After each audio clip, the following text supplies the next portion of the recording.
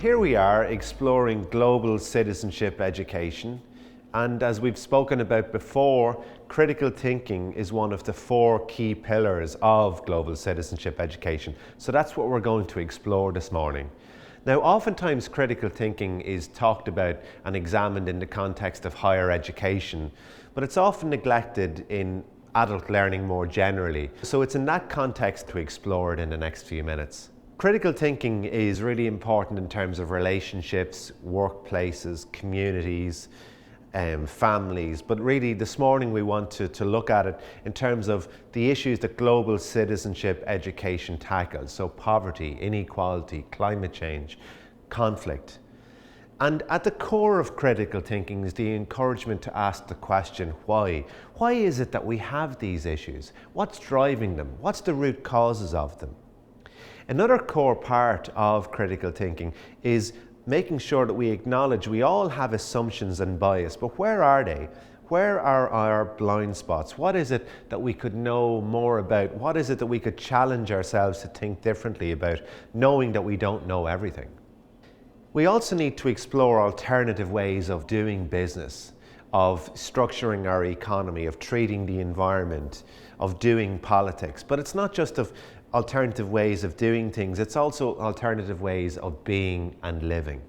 So in a nutshell, critical thinking, as I said, is one of the 4 key pillars, and hopefully that's a little bit of a snapshot as to why it is in the context of global citizenship education. Seeing the world differently is something Developing Perspectives has encouraged since 2006. We often use an activity called the F card, which is very helpful in illustrating that all of us have blind spots.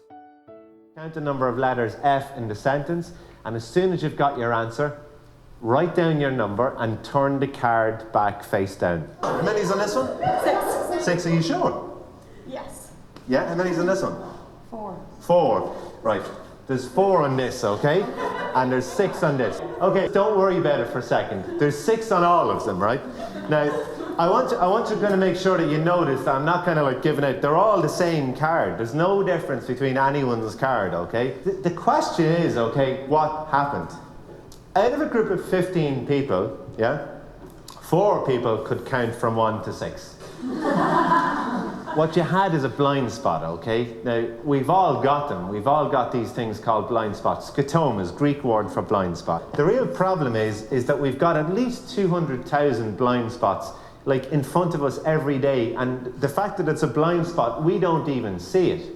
We don't even know it exists.